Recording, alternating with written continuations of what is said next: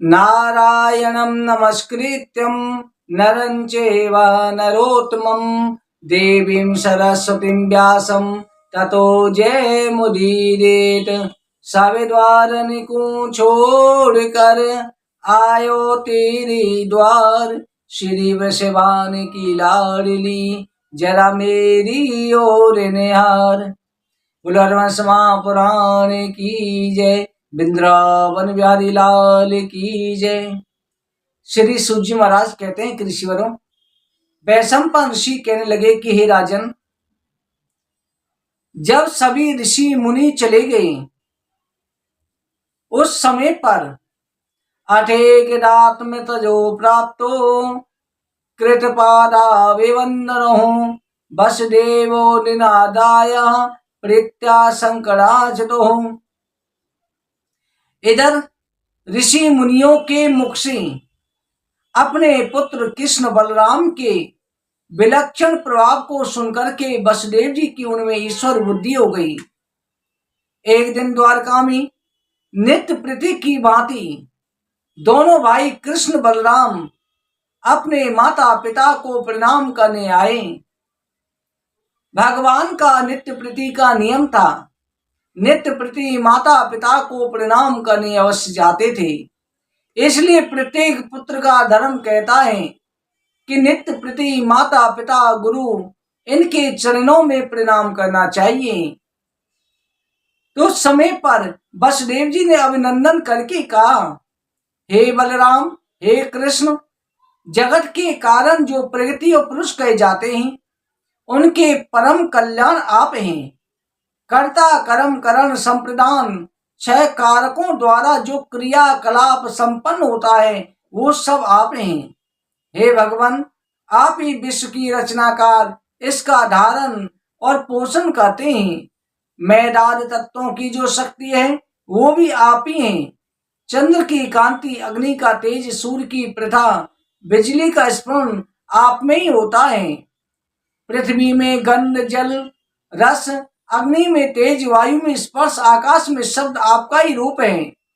परा, पश्चंत, मध्यमा, बेखरी, चारों वर्णिया, व्याकरणों के अभिमत, आठ विस्फोट, त्रिविध अहंकार, तीनों गुण, ये सब आप में कल्पित हैं।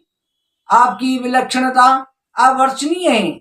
जगत आपसे पृथक नहीं है, किंतु आप इससे पृथक हैं। आपके स्वरूप का ज्ञान न होने पर भी मनुष्य नाना प्रकार की योनियों में भ्रमण करते हुए दुख भोगते हैं। मेरी भी यही दशा है। मनुष्य जन्म पाकर के भी मेरी सारी आयु व्यर्थ में चली गई। मैं कुछ भी नहीं कर सका। अहंता ममता रूपी स्नेह पास में संपूर्ण जगत को अपने आप में बांध रखा है। इसलिए स्नेह पास निग्राती भगवान सर्वमिदं जगत, मैं आपकी शरण में हूँ। आप मृत्यु भय दूर करके संसार से मेरा उद्धार करें। आपकी माया कोई नहीं जानता। जो आपके शरणागत हुआ वही इसका कुछ मर्म जान सकता है, दूसरा कोई नहीं।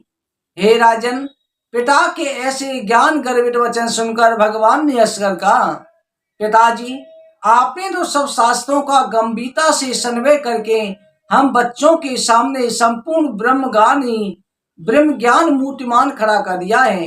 इससे अधिक हम क्या कहें। केवल इतना शेष कहते हैं कि हम आप भाई बंधु पारिवारिक संबंधी जड़ चर जितना भी जगत दृष्टि गोचर हो रहा है, यदि आप ब्रह्म रूप में ही देखें, इसमें भेद बुद्धि नहीं करें। सिया राम में सब जग जानी, करहूं प्रणाम जोर जुग पानी। स्वयं प्रकाशमान अविनाशी एक ही आत्मा सबके अंदर सर्वत्र वासित हो रहा है। इसमें किसी भी प्रकार का भेद नहीं है। जिसका अतिर्भाव तिरोभाव हो रहा है, जन्म मरण हुआ करता है, दोनों से रहित हैं। आप प्रतिक्षण उसी परमात्मा का अनुसरण करें। आपके सामने संसार की सत्ता भाषित ना होगी। हे राजन, इस प्रकार से भगवान ने कृपा करके सरल शब्दों में वसुदेव जी को समझाया और अपनी ज्ञान शक्ति के द्वारा उनका अज्ञान क्षण मात्र में दूर कर दिया। वो सर्वत्र भगवान की सत्ता का लौकिक करके मन ही मन आनंदित निधि का अनुभव करने लगे। पिताजी को ब्रह्म ज्ञान का उपदेश भगवान श्री कृष्ण ने प्रदान करा। इसी समय पर माता देवकी बड़ी दीनता पूर्वक बलराम श्री कृष्ण से कहने लगी, उनसे कहा, मेरे बेटो, मेरे लाल, मैंने सुना है कि तुम दोनों ने दक्षिणा के रूप में गुरुदेव का मृत पुत्र ला करके, जिस संदीपन गुरु के पुत्र की मृत्यु हो चुकी थी, उसको ला करके दे दिया। मैं भी कंस के द्वारा मारे गए अपने पुत्रों को देखना चाहती हूँ, क्या तुम उन्हें भी ला सकोगे? इतना कहते ही देवकी माता की आंखों में आंसू भर आए। माता की ऐसी ममता भई वाणी सुनकर के भगवान ने कहा, माँ तुम शोक ना करो, मैं पुत्रों को अवश्य ले आऊंगा। इतना कहकर के बलराम और श्री कृष्ण तुरंत ही सुतल लोक को चल दिए। सुतल लोक में पहुंचे, वहां बलि ने भगवान को आया देख करके तुरंत उठ करके उन्हें प्रणाम किया। विधि पूर्वक अर्घ्यपाद से विधिवर पूजन करके उनका चरणामृत सब परिवार अपने सिर पर धारण किया। 7 श्लोकों से भगवान की स्तुति करते हुए कहा, हे भगवान, आपका आगमन कैसे हुआ? इस सेवक को क्या आज्ञा है? इस पर भगवान ने राजा बलि से कहा, हे दैत्येंद्र, मैं माता देवकी के उन 6 पुत्रों को, जिनके नाम समर, उद्गीत, परिश्रम, पतंग, खिड़बंग और घृणी है, उन्हें लेने आया हूँ, जिन्हें कंस ने मारा, जो तुम्हारे समीप आकर के बैठे हुए हैं। जब कंस के द्वारा मारे जाते थे, उनकी आत्मा तुम्हारे पास आ जाती थी। उन्हीं पुत्रों को लेने आया हूँ। इस समय पर माता उनका स्मरण करके बिलख रही है। उनकी शोक निवृत्ति के लिए लेने आया हूँ। मेरे प्रसाद से ये 6 श्राप मुक्त होकर के देवलोक को चले जाएंगे। स्मृगीत परिस्वंगा पतंगा खिड़बटा गणि क्षण में मठ प्रसादेन पुनर्या संति सदगतिम। बलि ने वो 6 पुत्र लाकर के तुरंत भगवान को सौंप दिए। स्मरण में ही इस तरह से बलि के द्वारा 6 पुत्र भगवान को सौंपे गए। राजा जनमेजय कहते हैं कि गुरुवर, वो 6 जीवात्मा, क्योंकि प्रत्येक जीवात्मा यमलोक जाती है, राजा बलि के पास क्यों पहुंची? वैशंपायन ऋषि कहते हैं कि हे राजन, हरवंश पुराण की एक कथा है। स्वांबभु मनवंतर में मरीच ऋषि के उन्ना नामक पत्नी से 6 पुत्र उत्पन्न हुए। एक समय पर 6 की दृष्टि, इन 6 की दृष्टि अपनी पुत्री पर आसक्त ब्रह्मा जी पर पड़ी। अब ये मरीच ऋषि के 6 पुत्र, इन्होंने एक दिन ब्रह्मा जी को देखा कि ब्रह्मा जी अपनी पुत्री पर मोहित हो गए हैं। इन्हें हंसी आ गई, मजाक उड़ाने लगे।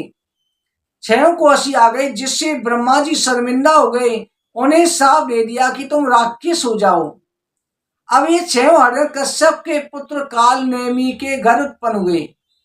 वहां इन्होंने अमृत की प्राप्ति के लिए ब्रह्मा की तपस्या की। ब्रह्मा ने उनकी तपस्या से प्रसन्न होकर अमृतत्व का वरदान दिया। यह बात जब हिरण्यकश्यप ने सुनी, वो क्षुब्ध हो गया। उसने कहा कि मुझ जैसे सर्वेश्वर के रहते हुए मेरे इन पुत्रों ने ब्रह्मा जी की तपस्या करी है। मेरे श्राप द्वारा अपने पिता के हाथ से ही इनको मरना पड़ेगा।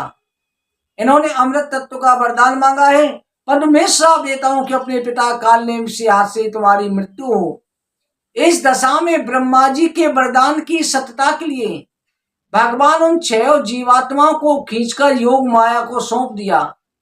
योग माया ने उन्हें कुछ दिनों निंदित रखा। जब काल नेम ने कंस के रूप में अवतार लिया, तो ये 6 देवकी के गर्भ में आते गए। योग माया ने बेचती गई और कंस के द्वारा, कंस काल नेम का ही अवतार था, कंस के द्वारा मारे गए और बाद में इनको अमृत तत्व की प्राप्ति के लिए बलि के पास चले गए। इसलिए भगवान ने ब्रह्मा जी के वरदान की सत्यता रखी और हिरण्यकश्यप का श्राप भी रखा और कालनेम के हाथ से इनकी मृत्यु हुई। बलराम और श्री कृष्ण 6 पुत्रों को लेकर के द्वारका लौटे, उन्हें माता को समर्पित कर दिया। माता ने इन बालकों को देखा, आनंद मग्न हो गई, प्रेम बस उनके स्तनों से स्वयं दूध टपकने लगा। सबको जैसे इष्ट आलिंगन करके उन्हें दूध पिलाया। अनंत 6 पुत्र माता पिता भगवान को प्रणाम करके श्राप मुक्त होकर के देवलोक को चले गए। देवकी भी अपने पुत्र श्री कृष्ण का ऐसा अद्भुत ईश्वर देख करके चकित रह गई। हे ऋषिवरों, इस प्रकार से अनंत पराक्रमी भगवान श्री कृष्ण ने अनंत चित्र किए। जो मनुष्य श्रद्धा भक्ति से भगवान में चित्त लगा करके परम अध्याय का श्रवण करता है या सुनता है सुनाता है, निर्भय धाम को चला जाता है। इस अध्याय के चित्र को सुनने से, हरिवंश पुराण के सुनने से जिनके पुत्र अल्पायु हों वो दीर्घायु को प्राप्त हो जाते हैं। बोलो वृंदावन बिहारी लाल की जय, हरिवंश महापुराण की जय। जय जय श्री राधे, जय जय श्री राधे, जय जय श्री राधे श्याम।